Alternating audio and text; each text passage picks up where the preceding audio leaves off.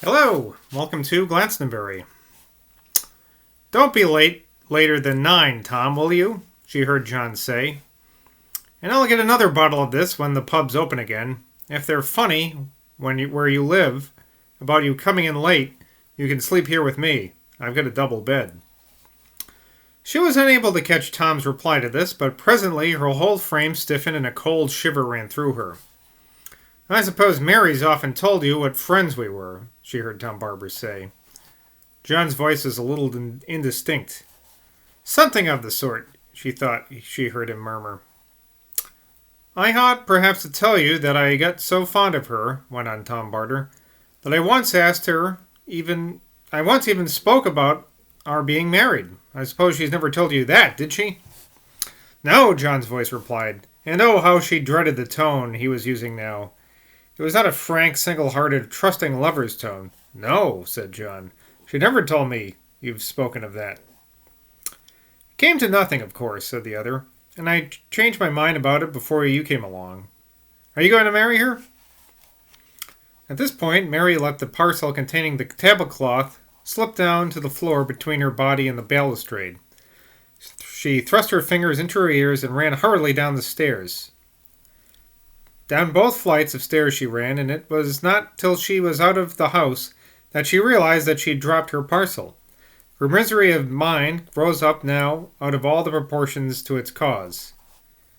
She had come to feel towards that room of John's a peculiarly tender feeling, the feeling that a woman naturally gets towards her first real possession. To find that room, which had been of late the center of all her thoughts, by day and by night, was being turned into a ramshackle bachelor's rendezvous, was an outrage to something so deep in her that her emotion about it puzzled herself. She felt as if she were an outsider, a light of love, whose visits to number 15 were devoid of all lasting significance. And Tom's tone about Glastonbury, how she disliked it. Those many secret meetings with John she had had in St. Mary's ruined chapel had recently, by a natural process of association, begun to convert her to the ancient place. In this room, her room with John, their menage together, to have it henceforth associated with Barter's rough cynicism and supercilious brutality was the last straw. For herself, she cared nothing about his thinking of her as a girl he had decided against marrying. It was only John's hurt vanity she was nervous about. She herself was only too thankful he had decided against her. Besides, always was she Mary Crow. Her personal pride was far too deep to be affected by the opinion of her held by any man. No, it was none of these things that rankled her now in her heart, and made her face so white and tense as she hurried back to the Abbey House. It was something much deeper, something that she had secretly been dreading ever since these 2 sacred Northwind days. It was in fact a dark, bitter, suspicious, corrosive, and yet intangible jealousy of Tom Barter. She knew, none better than she, what a deep vein there was of erotic attraction to men in John's nature. She knew, and she had good cause to know, how little of that normal passionate love there was about him. She and he were bound together by imponderable cravings, by inexplicable magnetic lusts, which were as sterile as they were intense and unsatisfied. Had he already possessed her as men possess women, what would she have to fear, want to be jealous of, in his love of Tom? She would belong to him as Tom never could belong to him. It was because she knew that she might never be possessed in that sense, even though they were married by the most apostolical of priestly hands, that she felt the ghastly fingers of cold fear fumbling at her vitals. Not a single tear trickled down her cheek as she walked resolutely home. Home she walked with steady lips and a swift, quietly tread. Home to Miss Euphemia Drew. When Miss Drew, a quarter of an hour later, asked her, was it not a nice, warm day for March, she found she could not remember one single moment when she had been conscious of warmth or even of the absence of warmth. That, however, did not present her giving the old lady a lively and picturesque account of her visit to Oliph's. "What did you do and go in to buy, my pretty?" "I went in to buy some hairpins, dear." Miss Drew took up a little piece of one of Louis's most successful tea cakes and nibbled on it elegantly with her false teeth. There was a physical stir at the bottom of Miss Drew's stomach. Page 3. As she delicately lifted up her teacup, her little finger fastidiously extended to wash down, for otherwise she would not have had difficulty in swallowing, this honey-sweet fragrance. Well did she know that Mary was lying when she spoke of hairpins, and Mary, sitting opposite her, every now and then taking a whiff of eau de cologne from a little green-edged handkerchief, made for her by Miss Drew, knew that she had lied. Miss Drew's inmost feelings at the moment, when Lily answered the bell and went away, in dreamy sadness, to bring more hot water, might have been described in the following manner. "She is buying things for that male brute so to furnish some slum room in the town. She's either married him already, or she's going to live with him as if they were married. It's almost more than I can bear, but I must be strong if I lose her. But I can't think of it. Consider it, imagine it. For a minute. I don't know why God has laid this upon me. But I've come to depend on her, and if..." Miss Drew, even to herself, was forced to cover up the passion of her love for her companion by the use of the vague word, depend. As a matter of fact, she loved Mary with a love like that which John would have had to content himself with if he had been forbidden by some inexplicable mandate to make love to her. Every moment of Mary's was delicious to Miss Drew. Every word she uttered entranced the poor lady. Every garment she wore was as sacred to her as if the pattern that held the bread of Holy Communion.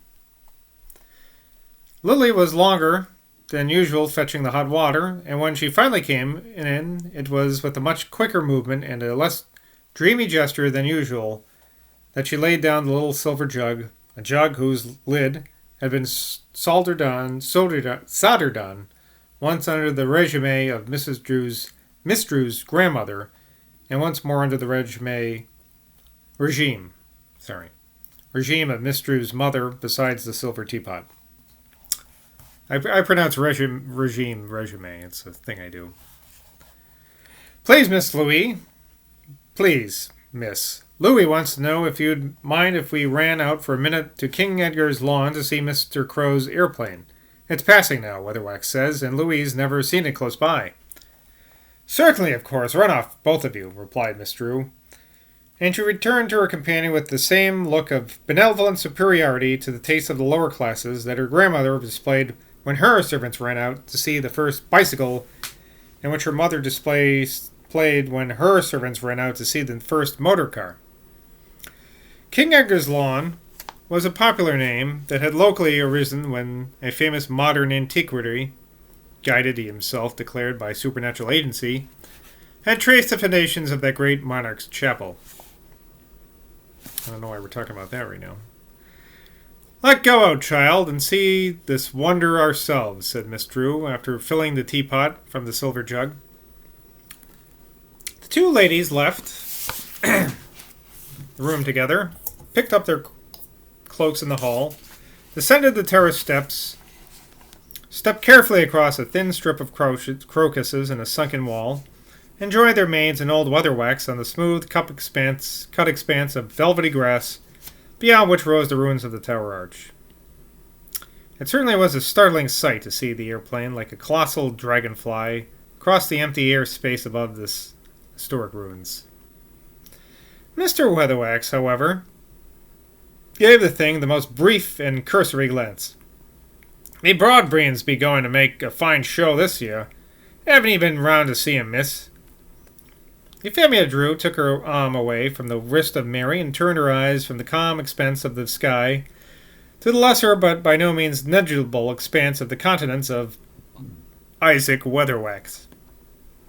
"Are they as high as our good friends across the road, Isaac?" This remark somewhat nonplussed the gardener. Between the two gardens which he presided over, he liked to keep up a pretended rivalry. He was Weatherwax to the vicar and Isaac to Miss Drew, and between Isaac and Weatherwax there was a lively competition. "Well, miss," he confessed after a disdainful glance upward at the stupendous humming of the flying machine. "Well, miss, 'tis true they broad beans across the way may be a miserable couple of inches taller than us. 'Tis when us considers the earth and spansion of the plants that our do take the prize. They be vigorous growers, these beans of ours, and them tall ones can hold a candle to 'em." Mary was thinking to herself, Tom must have left John directly after I ran away, or he couldn't be piloting this thing now. Oh, that's right. Tom is Philip Crow's pilot. I forgot about that. The afternoon was slowly turning into evening. A delicate golden glow filled the western and the southern quarters of the firmament. In the midst of this glow, a number of rose-colored clouds, floating filaments of vapor, air, feathery wefts, undulated, fluctuated, thickened, dissolved, as the chance-strewn catafalque of the particular day's obsequies limned itself in space. Totally disregarding Tom Barter, who was gravely piloting the machine, in the control of which his whole being seemed satisfied, Philip Crow was looking down intently at the moving panorama below him. How unfamiliar these ancient ruins looked as he saw them now gliding away beneath him. Aye, and how unimportant, how negligible. Surely it was the round earth itself that was moving, not the shining, steely projectile in which he was being hurtled through the sky. He snatched a second to stare straight down at St. Michael's Tower on the top of the tor, as they shot drumming and droning over it. Philip's thoughts were disturbed at the moment. 3 separate dangerous blows had been struck out late at him and his factories. Red Robinson's machinations had consummated in a formidable movement among the town councillors to make Garrett mayor. Dave Spear had got twice as long a list of the factory hands ready to strike than had been expected by either party. And now this crazy ne'er-do-well cousin of his, John Crow, had opened an office near the station and was feverishly advertising some sort of religious hocus-pocus. This last blow stuck him the hardest, though it would have been hard to explain exactly why. Perhaps he himself could not have explained why. One thing was clear. All his own activity, all his own effort, all his own prestige were connected with turning Glastonbury from an idle show place into a prosperous industrial center. On this particular point, he was at one with Red Robinson, just as he was at one with Tom Barter. To beat down this pious Glastonbury legend, this piece of monkish mummery, to beat it down and trample it into dust. He longed to do this beyond everything in the world except electrifying the entrails of the Mendips. And he would do it too. He would do it alone if the labor element, short-sighted as it always was in regard to their true interests, betrayed him for this sneak thief, this crafty hypocrite Gerd. He hoped at this moment that Barter would be minded to expend his circular hovering for hours, so as to give him a long hawk's flight over the idyllic summer chair. He would conquer it, this effeminate flower garden of pretty superstitions and medieval abracadabra. He would plant factory over factory upon factory in it, dynamo upon dynamo. He would have mines beneath it, railways across it, airliners above it.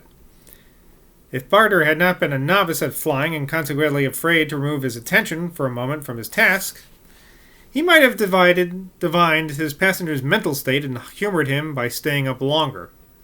But Philip was in no mood openly to confess such feelings. He had told his subordinate laconically enough to take him to Wookey Hole. And to Wookey Hole Barter must take him. There was a good field for landing on the Mendips side of the hole, always away from the direction of Wells. But he decided to make a small detour first. Philip recognized the general lie of the land at night and its natural landmarks more quickly than most passengers would have done in one of their first ascents. So might some Hawkeye among his Norman ancestors have surveyed the landscape from the high keep of some newly built castle and known it hill by hill, stream by stream, valley by valley, forest by forest, for what it was. And for what that was a Glastonbury romance. And until next time, I'll see you in Glastonbury. Cheers.